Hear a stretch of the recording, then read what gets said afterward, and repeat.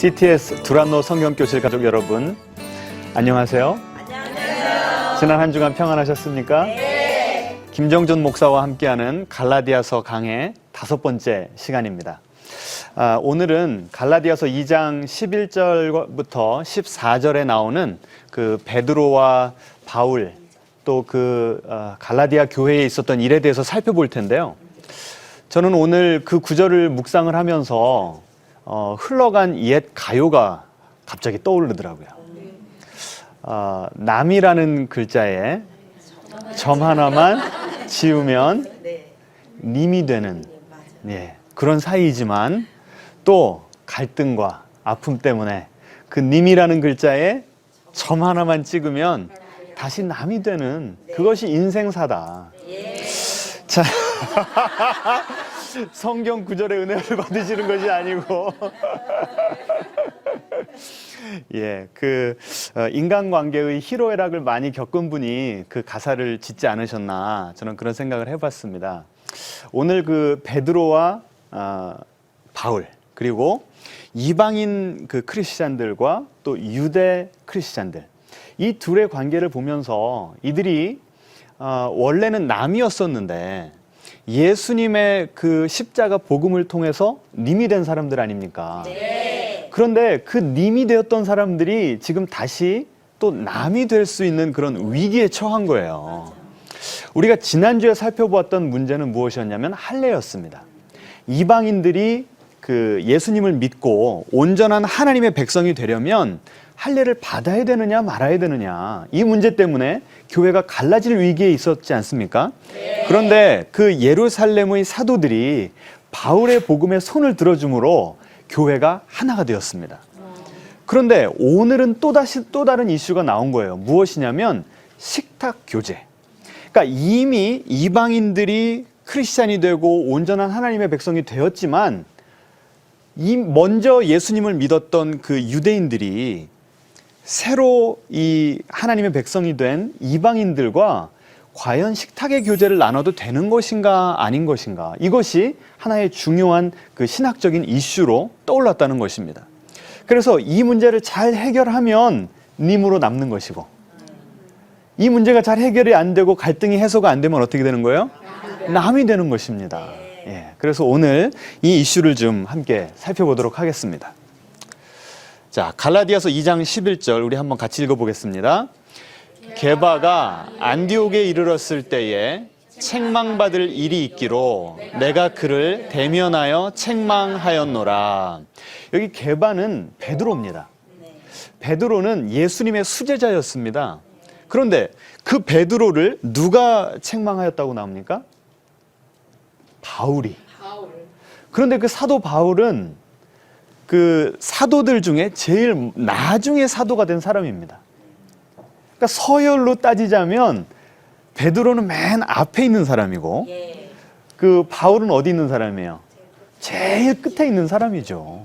그런데 어떻게 뭐 하극상이라고 해야 되나요? 맨 밑에 있는 이 하위 사도가 예수님의 수제자를 대면해서 그것도 공개적으로 책망을 할 수 있다는 얘기입니까? 아주 심각한 일이 벌어졌다는 것을 우리는 알 수 있습니다. 자, 그렇다면 우리가 아까 보았던 그 본문에 그 베드로가 안디옥에 이르렀을 때에 이런 일이 벌어졌다라고 하지 않았습니까? 네. 이 안디옥이 어디였는가? 어떤 상징적인 의미였는가 하면 안디옥에 교회가 세워졌는데요. 그 교회는 이방 땅에 세워진 첫 번째 교회였습니다. 이 예루살렘에 크리스찬들을 핍박을 하니까 예수 믿는 사람들이 다 흩어졌어요. 그래서 안디옥에 갔는데 처음에는 유대인들에게만 전도를 하다가 나중에는 이방인들에게 복음을 전한 거예요. 그랬더니 신기하게 그 이방인들이 예수님을 믿게 되는 역사가 일어났던 것입니다. 그래서 너무 신기해서 예루살렘 교회에다가 그 소식을 전했더니 누구를 보냈어요? 바나바를 그 안디옥 교회의 담임 목사로 보낸 것입니다. 자, 그리고 나서 복음이요, 이 이방인들 가운데 막 전파되기를 시작합니다. 이 교회가 너무나 수적으로 빨리 부흥을 하니까 혼자서는 감당이 안 되는 거예요. 그래서 헬라 문화에 익숙했던 누구를 불렀을까요? 바울을 불렀던 것이었습니다. 그래서 이 안디옥 교회를 그 바울과 바나바 이 둘이서 같이 공동 목회를 했던 것입니다. 그래서 이 안디옥 교회라고 하는 것은 어떤 상징성이 있냐면 유대인들만 모인 교회가 아니라 오히려 유대인들은 소수였던 것 같고요. 더 많은 숫자가 누구였습니까? 이방인이었다는 것이었습니다. 그러면 우리 교회 다니는 분들 그 주일날 예배 끝나고 다 뭐 하죠? 함께 식사, 점심을 같이 먹잖아요. 이것은 그 유래 갖고 우리 한국 문화가 그랬던 것이 아니라 초대교회에서부터 서로 떡을 떼며 삶을 나누는 이것이 긴 오랫동안 지속된 교회의 전통이었던 것입니다. 자, 그렇다면 이방인과 유대인들이 지금 한 교회에 모인 거예요. 이렇게 재미있게 성경 공부를 한 다음에 기도하고 이제 뭐 하는 시간이 됐어요? 예, 친교, 애찬을 나누는 시간이 된 겁니다. 그러면 이제 유대인들은요, 두 가지가 이게 그 안디옥 교회가 참 충격적이었는데 첫 번째는 무엇이냐면 이 할례받지 않은 이 부정한 사람들과 내가 교제를 해도 되는 것인가? 그리고 그 부정한 사람들이 먹는 부정한 음식을 내가 이 점심 식사에 같이 먹어도 되는 것인가? 이 두 가지 이슈가 아주 중요했다는 것입니다. 자, 그랬는데 이 안디옥 교회는 이 두 가지에 있어서 자유한 교회였습니다. 이방인과 또 이 유대인들이 함께 아무 서스럼 없이 같이 교제를 나누면서 떡을 떼었고요. 또 음식도 꼭 코셔, 이 유대인들만 먹을 수 있는, 유대인들이 먹을 수 있게끔 만들어 놓은 그 코셔 음식만 먹었던 것이 아니라 다 다양하게 자유롭게 먹을 수 있었던 것입니다. 그 근거가 어디서 나오는가 하면 바로 예수님이었습니다. 예수님은요, 공생애 기간에 하도 이 음식 드시는 것을 좋아해서 예수님의 별명이 있었습니다. 먹기를 탐하는 자다. 복음서에 보시면 예수님이 잔치집에 가시는 이야기, 잔치에 대한 비유 이런 그 언급이 상당히 자주 나옵니다. 가시는 곳마다 드셨어요. 그런데 누구와 식사를 했는가가 중요한데 그 고대 문명에서는 내가 누구와 식사를 하는가가 나의 사회적인 지위를 알려주는 것이었습니다. 그래서 나와 그 지위가 맞지 않는 사람들과는 식사를 안 했어요. 그리고 유대교 내에서도 바리새인들은 내가 거룩하게 살고 내가 정결 예식을 철저하게 지키면서 살기 때문에 그렇게 거룩하지 않은 사람들과는 같이 식사를 안 했던 것입니다. 그런데 우리 예수님은 누구와 같이 식사를 나누셨어요? 죄인들과 또 세리들과 같이 떡을 나누셨던 것입니다. 이 계시록 3장 20절에 보시면 예수님께서 이렇게 말씀하셨습니다. 너희가 내 음성을 듣고 나를 너희 마음에 영접하면 너희와 내가 함께 더불어 뭐 하겠다고 나옵니까? 더불어 먹으리라라고 나옵니다. 예수님은요, 구원을 어떻게 표현하신 것입니까? 식탁 교제로 표현을 하신 거예요. 그렇기 때문에 예수님은 조건 없이 사람들을, 죄가 많은 사람이건 적은 사람이건 다 안아주시면서 함께 식사를 나누셨던 것입니다. 그래서 그런 그 예수님의 은혜를 경험한 사람들이 그 예수님의 영으로 충만해서 안디옥 교회에 갔을 때 그런 이방인들과 함께 식탁 교제를 나눌 수 있었던 것입니다. 자, 게다가 이제 음식이 또 중요하지 않습니까? 예수님께서 마가복음 7장에 이렇게 가르치셨습니다. 우리 한번 같이 읽어볼까요? 무엇이든지 밖에서 들어가는 것이 능히 사람을 더럽게 하지 못함을 알지 못하느냐. 이는 마음으로 들어가지 아니하고 배로 들어가 뒤로 나감이라. 이러므로 모든 음식물을 깨끗하다 하시니라. 아멘. 지금까지 그 수천 년간 내려오는 그 유대 전통에는 어떤 음식이 정결한 음식이고 어떤 음식이 부정한 음식인가를 딱 나누어 놨습니다. 그런데 예수님께서 그것을 완전히 초월하는 아주 급진적인 발언을 하신 것입니다. 음식은 다 먹으면 어디로 나가요? 뒤로 나가죠. 그게 우리의 마음을, 우리의 영혼을 더럽게 하는 것이 아니라는 것입니다. 정말 더러운 것은 어디에 있다는 거예요? 우리의 마음에 있다는 것입니다. 그것을 가르쳐주기 위한 상징적인 교훈으로 하나님께서 무엇은 먹어라, 무엇은 먹지 말라 갈라놓으신 것이지 그 자체가 중요했던 것은 아니라는 그 율법의 정신을 예수님께서 가르쳐 주셨던 것입니다. 그래서 어떻게 결론을 내리셨어요? 모든 음식물을 깨끗하다라고 말씀하신 거예요. 그래서 그 예수님의 가르침을 잘 받았던 이 초대 크리스찬들이 함께 이방인들과 떡을 떼면서 음식을 가렸을까요? 안 가렸을까요? 안 가리고 자유롭게 먹었던 것입니다. 무엇을 제일 맛있게 먹었을까 저는 생각을 해봤습니다. 제가 상상하기로는 돼지고기였을 것 같아요. 유대인들이 평생 돼지고기를 먹어본 적이 없잖아요. 그런데 이방인들과 교제를 하다 보니까 어떤 음식이 나왔을까요? 삼겹살도 나오고 보쌈도 나오고 다양한 맛있는 음식들이 나오지 않았겠습니까? 그 맛을 보니까 정신이 없는 거예요. 그 이방인과 유대인들 간의 교제가 그 음식 때문에 더 즐겁지 않았을까? 저는 그런 생각을 해보았습니다.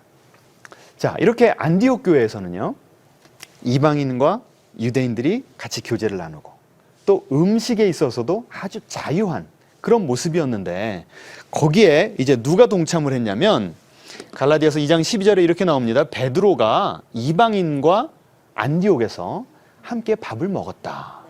이 밥을 먹다라고 하는 이 헬라어 표현이 그 뉘앙스가요. 한 번 먹었다는 것이 아니라 습관적으로 자주 먹었다. 이렇게 나옵니다. 그러니까 베드로도 이런 그 이방인들과의 식탁 교제에 자유했다는 거예요? 아니라는 거예요? 자유했다는 거죠. 그런데 한번 보세요. 그 안디옥 교회를 섬겼던 바나바나 바울 이 둘 다 정통 유대인들이었어요. 그러면 이들이 그 이방인과 같이 사귀는 것이 쉬웠을까요? 어려웠을까요? 쉽지는 않았을 거예요. 특별히 바울은요. 바리새파 중에 바리새파.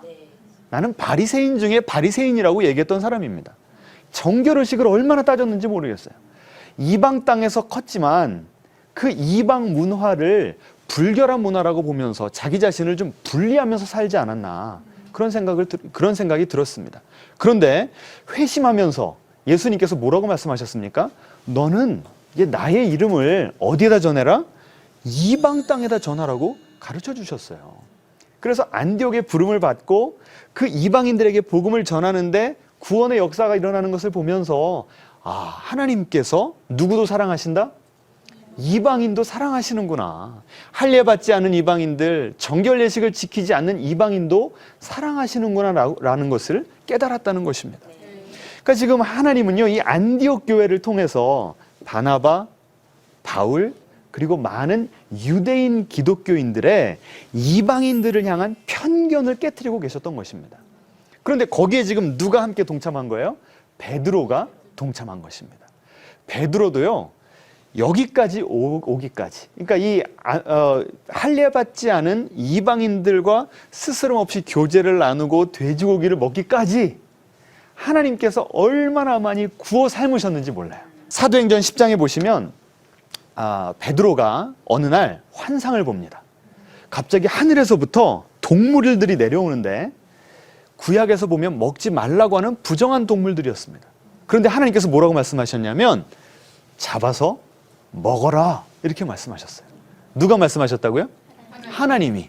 그런데 베드로가 이렇게 대답합니다. 주여 그럴 수 없나이다. 누가 말씀하셨다고요? 잡아 먹으라라고 하는 명령을 누가 내리셨다고요? 그런데 그 명령에 대해서 베드로가 뭐라고 말했다고요? 그럴 수 없다는 거예요. 그럼 누가 맞다는 거예요? 베드로가 내가 하나님보다 더 옳다고 얘기하는 거예요. 그만큼 베드로도 지금까지 자기가 커왔던 그 유대인의 풍습, 이방인들을 향한 그 편견에 깊이 사로잡혀 있었던 사람이라는 것을 여기에 극적으로 보여주는 것입니다. 그러면서 이렇게 얘기합니다. 속되고 깨끗하지 아니한 것을 내가 결코 먹지 아니하였나이다. 내가 그만큼 하나님의 율법을 신실하게 지켜왔다는 거예요. 그러니까 하나님께서 이렇게 말씀하셨습니다. 하나님께서 깨끗하게 하신 것을 내가 속되다 하지 말아라. 지금 누구의 가르침과 똑같습니까?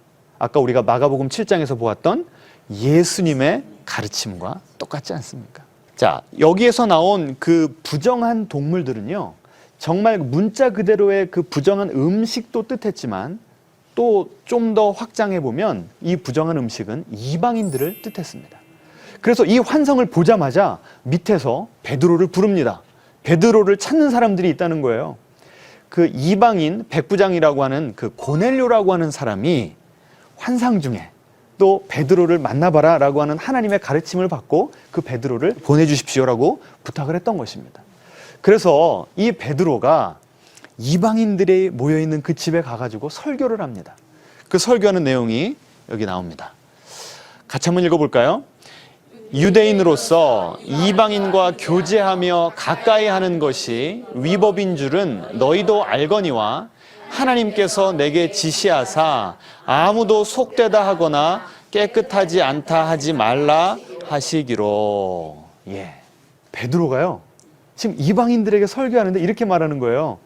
원래요 저 여기 있으면 안 됩니다. 여기 있는 거 불법이에요. 그런데 누가 나를 보내셨다고요?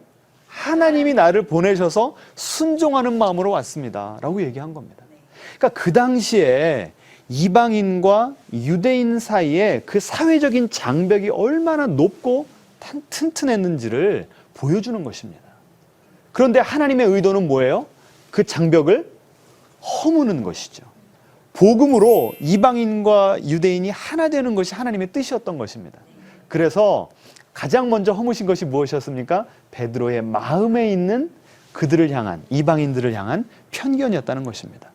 자, 그래서 베드로가 순종하고 이방인의 집에 가서 설교를 했더니 어떤 일이 벌어졌는가 하면 베드로가 이 말을 할 때에 성령이 말씀 듣는 모든 사람에게 내려오시니 베드로와 함께 온 할례 받은 신자들이 이방인들에게도 성령 부어주심으로 말미암아 놀라니. 이거는 그냥 놀란 게 아니라 좀 더 속된 말로 하면 놀라 자빠진 거예요. 아니 어떻게 할례 받지도 않은 언약 백성이 아닌 언약의 바깥에 있는 그 이방인들이 하나님의 거룩하신 영을 받을 수가 있는가? 지금까지 그들이 가진 편견으로 보면 이 이방인들은 성령을 받을 수가 있어요, 없어요? 없는 거죠. 말도 안 되는 겁니다. 그런데 그 말도 안 되는 일이 지금 베드로와 이 유대인 크리스찬들 앞에서 벌어지고 있는 거예요. 그러니 믿을 수밖에 없었다는 것입니다. 그래서 이 놀라운 보고를 예루살렘에 가서 했습니다. 자, 그러면 여러분이 예루살렘에 있는 그 유대인 크리스찬이라고 한다면 이런 놀라운 이방인들에게 복음이 전해지고 그들이 성령의 충만함을 받았다는 소식을 들었으면 여러분 같으면 어떻게 반응을 하시겠습니까? 주님을 찬양하고 할렐루야 하지 않았겠습니까? 자, 그런데 한번 우리 반응을 보실까요? 베드로가 예루살렘에 올라갔을 때 할례자들이 비난했다라고 나옵니다. 왜 거기 가서 복음을 전했냐는 거예요. 이르되 내가 무할례자의 집에 들어가 함께 먹었다 하니. 참 이 흥분된 이 복음이 전파되었다는 소식에 초를 치는 거 아닙니까? 같이 기뻐하면서 하나님을 찬양해야 될 사람들이 지금 딴지를 걸고 있는 거예요. 어떻게 그럼 불법을 행했냐는 거예요. 그러니까 처음에 베드로에게 부정한 음식을 먹어라 그랬을 때 베드로가 뭐라고 그랬어요? 그럴 수 없습니다. 내가 옳습니다라고 했던 것처럼 지금 성령님이 이방인에게 역사하고 있습니다라고 하니까 왜 복음을 전했냐고 딴지를 거는 거예요. 지금 베드로의 그 편견이 또 누구에게서 보이는 거예요? 그 할례자들의 편견에 그대로 또 나타나는 것입니다. 자, 그러니까 베드로가 이렇게 이야기했습니다. 우리 같이 읽어볼까요?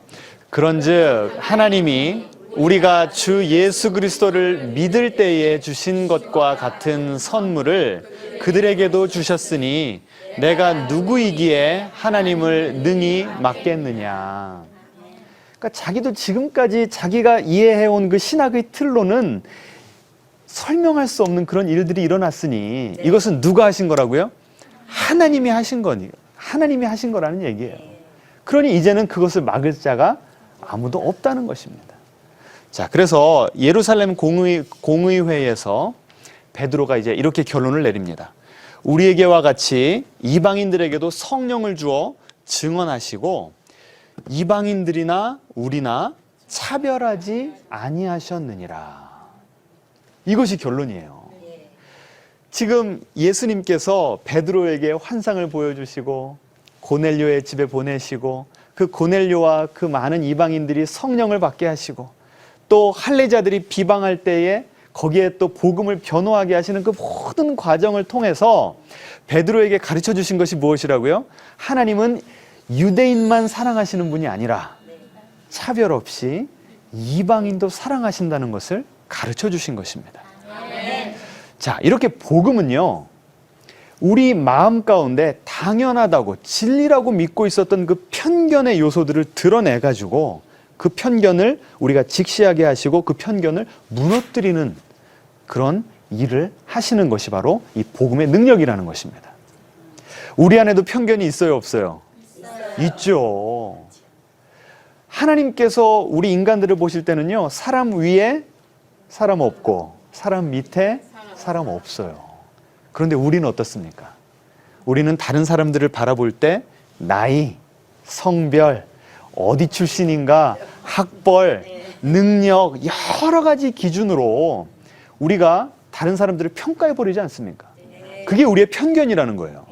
그런데 그 예수님의 복음을 맛보면 우리 모두가 다 십자가 앞에서 죽을 수밖에 없는 죄인이고 동시에 우리 모두가 그 예수님의 공짜 은혜, 갚을 수 없는 그 귀한 은혜로 구원받은 하나님의 백성이라고 하는 사실을 우리가 다시 한번 상기받는다는 것이죠.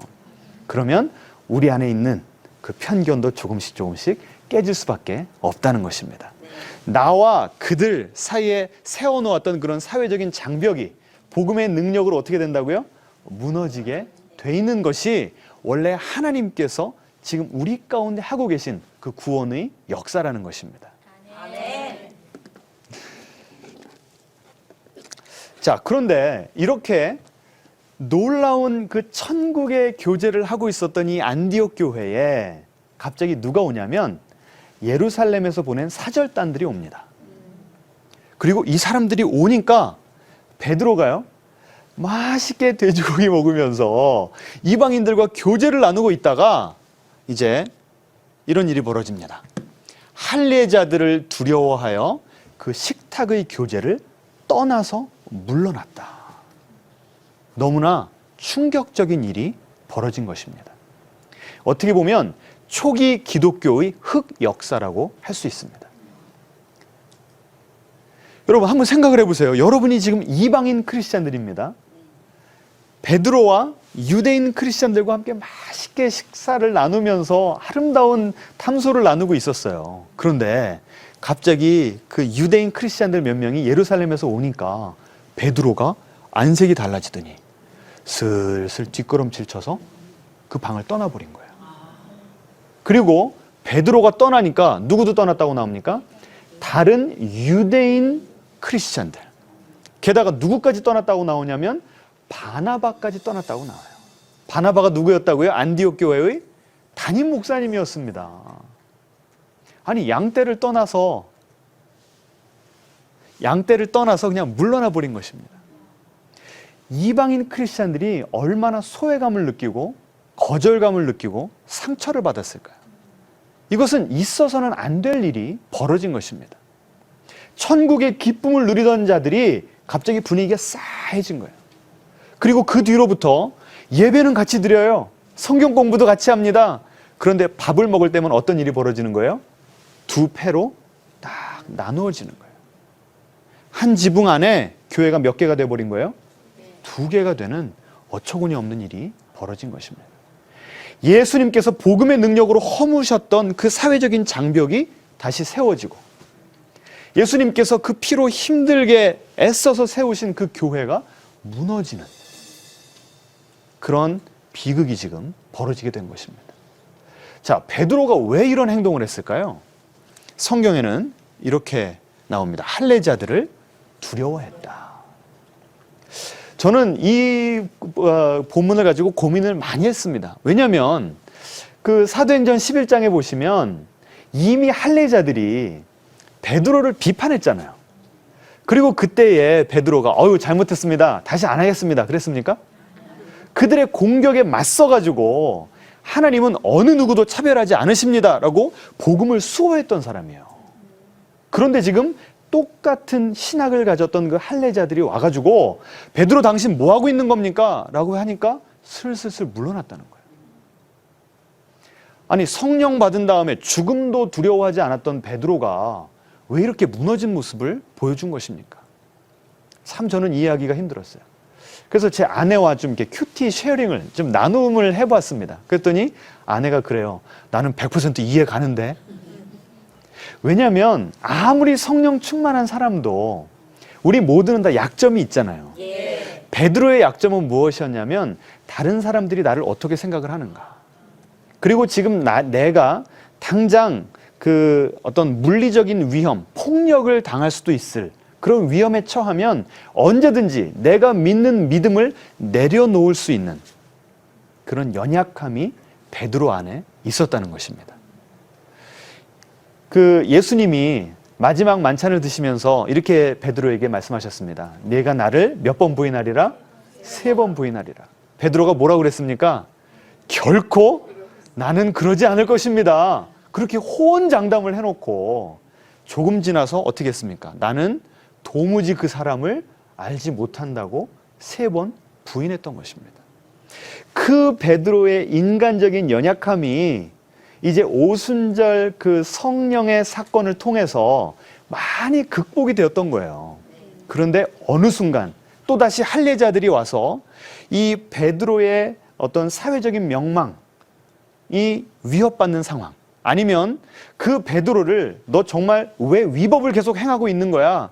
라고 그들의 편견 때문에 그 베드로를 공격할 수 있는, 육체적으로 이 폭력을 가할 수 있는 그런 상황에 처했기 때문에 또다시 두려워하면서 수그러들었던 것입니다. 베드로가요, 무리를 걸었지 않습니까? 네. 예수님과 시선을 맞출 때는 무리를 저벅저벅 잘 걸었어요. 그런데 갑자기 베드로의 시선이 어디로 갔습니까? 파도, 풍랑으로 가니까 파도가 막 치잖아요. 그러니까 베드로가 어떻게 됐습니까? 금방 푹 하고 물속에 빠져들어갔습니다. 왜 그래요? 두려워가지고. 사도행전 11장에서 그 복음을 변호할 때는요, 시선이 누구에게로 가 있었을까요? 예수님. 그 예수님의 응원해 주심을 경험하면서 복음을 수호할 수가 있었던 것입니다. 그런데 이 안디옥 교회에서 밥을 먹었을 때, 그리고 할례자들이 왔을 때는 그 베드로의 시선이 예수님이 아니라 풍랑에 가 있었던 것 같아요. 그래서 나도 모르는 사이에 푹 하고 빠져들어갔던 것입니다. 그래서 사도 바울은요, 이 베드로와 또 베드로를 따랐던 그 유대인 크리스찬들의 행동을 가리켜서 위선했다라고 얘기를 했습니다. 여러분, 위선이 무엇입니까? 나는 이미 내 마음속에 무엇이 옳은지 알고 있어요. 그런데 그것을 숨기고 내 믿음과는 정반대의 행동을 하는 것. 이게 바로 위선 아닙니까? 베드로는요, 이미 사도행전 10장과 11장의 그런 사건들을 통해서 유대인들뿐만이 아니라 이방인도 하나님께서 사랑하신다는, 그리고 온전한 하나님의 백성으로 인정해 주신다는 사실을 잘 알고 있었어요. 그 믿음이 변한 게 아니었습니다. 그런데 그 사회적인 압력이 베드로에게 오니까 그냥 무너져 버렸던 것이었습니다. 그래서 예수님께서는 이 안디옥 교회가 무너지는 것을 보시고 너무나 가슴이 아프셔서 얼른 바울을 보내신 것이었습니다. 아까 우리가 초대에 보았죠? 바울이 베드로를 대면해서 베드로를 뭐 했다고 나왔어요? 책망했다고 나왔어요. 왜 그럴 수밖에 없었는가? 지금 교회가 무너지는 위기 상황에 있었기 때문에. 그리고 베드로가 만인이 보는 앞에서 공개적으로 위선이라고 하는 죄를 지었기 때문에 그를 대면하지 않을 수가 없었던 것입니다. 사도 바울은요, 사람들을 두려워하는 사람이 아니었습니다. 우리 한번 갈라디아서 1장 10절을 같이 읽어보겠습니다. 이제 내가 사람들에게 좋게 하랴 하나님께 좋게 하랴 사람들에게 기쁨을 구하랴. 내가 지금까지 사람들의 기쁨을 구하였다면 그리스도의 종이 아니니라. 사도 바울은 철저하게 하나님의 종으로 쓰임받았던 것입니다. 그래서 그 상황에서 참 그 베드로, 교회의 초대교회의 기둥이었던 그 베드로를 대면하는 것이 쉽지 않았음에도 불구하고 하나님께서 그 마음 가운데 의로운 분노를 주셨기 때문에 사명감을 가지고 하나님의 종으로서 베드로를 대면했던 것입니다. 그리고 바울이 그 하나님의 감동에 철저하게 순종했기 때문에 베드로를 책망하고 다른 이들을 다시 그 복음의 자리로 불러들였던 것입니다. 그래서 무너졌던 교회가 다시 세워지고 다시 세워지려고 했던 사회적인 장벽이 다시 무너지는 그런 역할, 그런 놀라운 그 회복의 역사가 사도 바울을 통해서 있었던 것입니다. 자, 그럼 이제 우리가 마지막 질문을 던져봐야 됩니다. 사도 바울과 베드로는 전혀 모르던 사람들이었는데 누구 때문에요? 예수 때문에 남이던 사람들이 님이 되었어요. 그런데 이 오늘 사건 때문에 자칫 잘못하면 님이었던 사람들이 남이 될 수 있는 그런 위기 상황이었다고 제가 말씀드렸지 않습니까? 그러면 이들은 끝까지 남으로 남았을까? 아니면 님으로 다시 회복이 되었을까라고 하는 궁금증이 남아요, 안 남아요? 남아요. 남죠. 자, 그럼 이제 우리가 한번 보겠습니다. 정말 베드로와 사도 바울의 관계는 회복이 되었을까? 고린도 전서에 보시면 그 바울이요, 베드로에 대한 언급을 여러 번 하는 것을 보게 됩니다.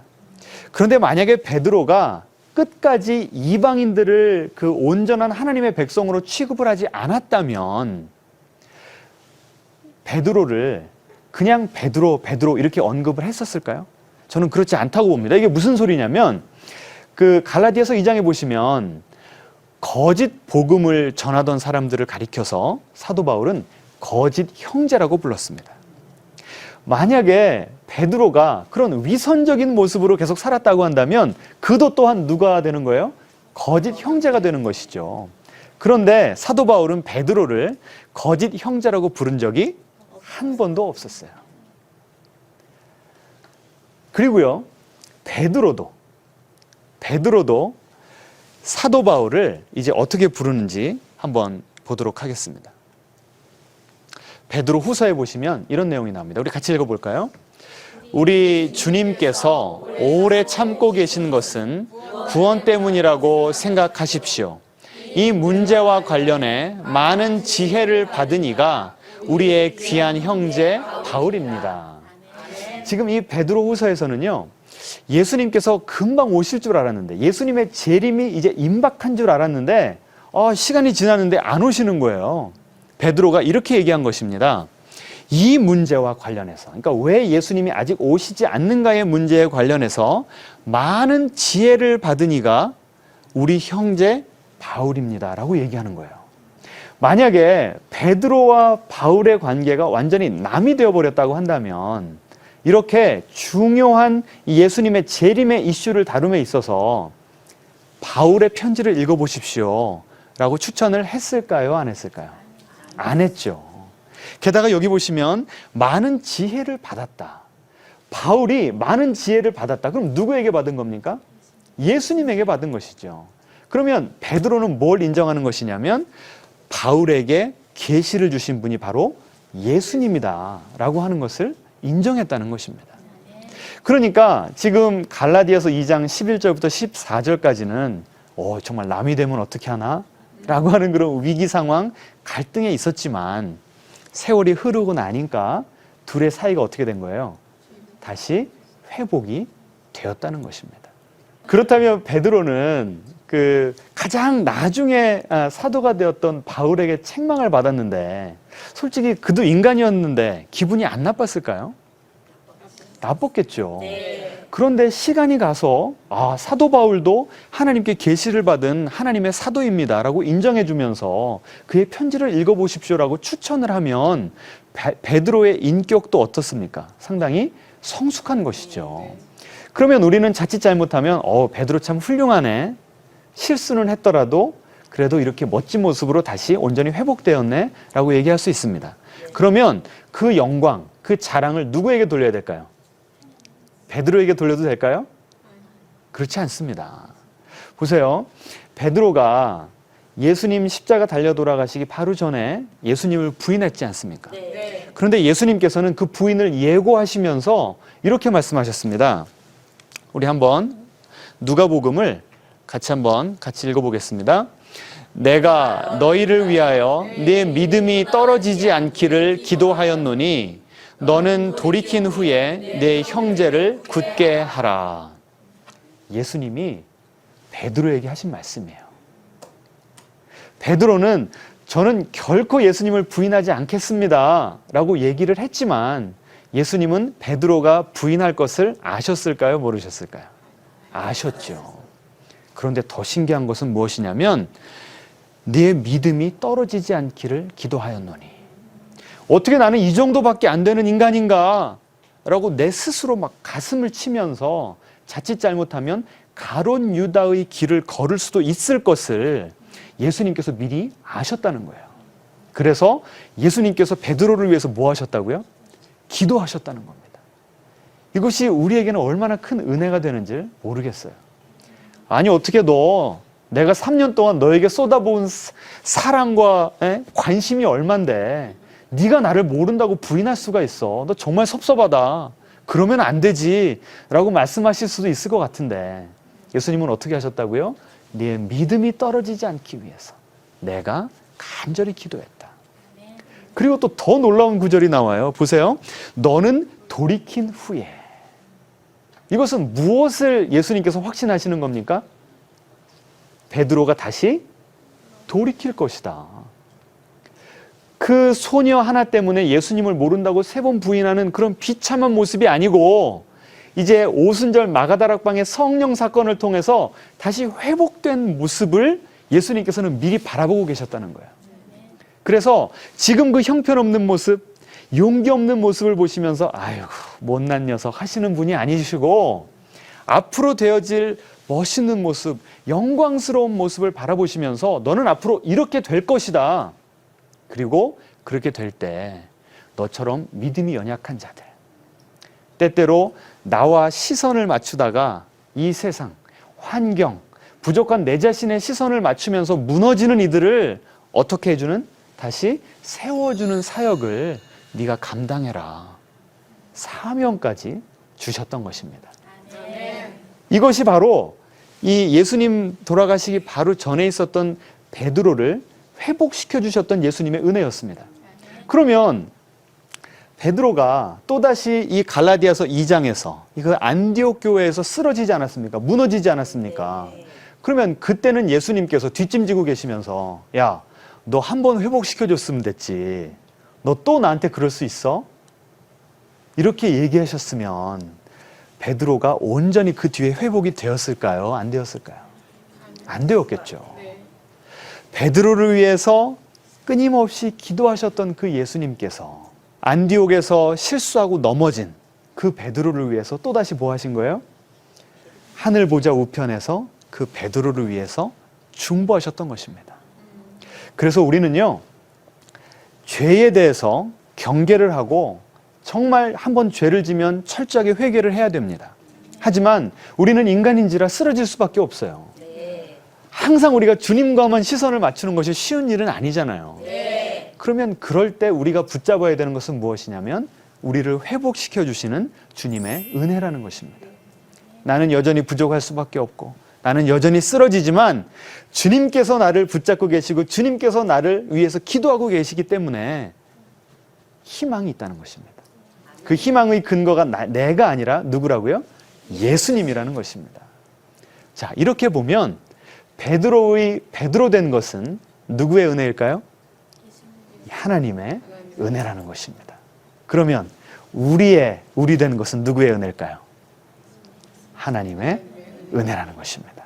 그래서 우리는요, 그 신앙생활할 때 이 두 가지의 그 개념을 잘 정리를 해야 됩니다. 제가 영어로 할 테니까 쉬운 영어로 할 테니까요. 한번 잘 들어보세요. Again and again이라고 하는 요소가 있어요. 또다시 또다시. 그리고 more and more. 점점 더라고 하는 표현이 있습니다. 우리는요, 예수님을 믿을 때 우리가 점점 더 예수님을 닮아가고 점점 더 인격이 훌륭해지니까 그것을 보시고 예수님께서 또 은혜 내려주시고 또 축복 내려주신다고 생각할 때가 많아요. 그런데 베드로의 경우를 보세요. 어게인 앤 어게인이 먼저였습니까? more and more가 먼저였습니까? 베드로는 넘어지고 또 넘어졌어요. 그런데 예수님께서는 그때마다 또 은혜 내려주시고 또 용서해 주시고 또 회복시켜 주셨어요. 그렇게 어게인 앤 어게인의 은혜를 베풀어 주시니까 베드로가 결국에는 어떻게 됐습니까? 점점 더 주님을 닮아가는 그런 성숙한 인격과 신앙의 소유자가 되었다는 것입니다. 그래서 이 갈라디아서 2장에는 할례자를 두려워해서 그 은혜의 자리를 떠났던, 그리고 교회가 무너질 수 있는 그 위기의 상황까지 몰아갔던 베드로가요, 그의 인생 마지막에는 어떻게 되었죠? 예수님을 위해서 순교의 자리까지 가는, 예수님을 죽기까지 사랑하는 주님의 진정한 사도로 거듭났다는 것입니다. 우리에게 필요한 은혜가 어게인 앤 어게인의 은혜입니다. 우리가 우리 스스로를 볼 때는 more and more, 주님을 닮아가는 그런 모습이 잘 안 보일 때가 있어요. 주님과 시선을 맞추지 못할 때 우리의 부족한 모습들이 드러납니다. 하지만 우리에게 또 은혜 내려주시고 또 우리를 붙잡아 주시는 그 주님을 붙잡을 때 우리도 베드로처럼 영광스러운 모습으로 거듭날 줄 믿습니다. 아멘. 오늘은 여기서 마치도록 하겠습니다. 감사합니다.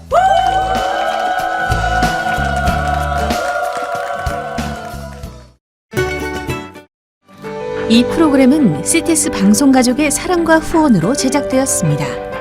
후원전화 02-6333-1003번, ARS 060-800-1111번으로 전화주세요.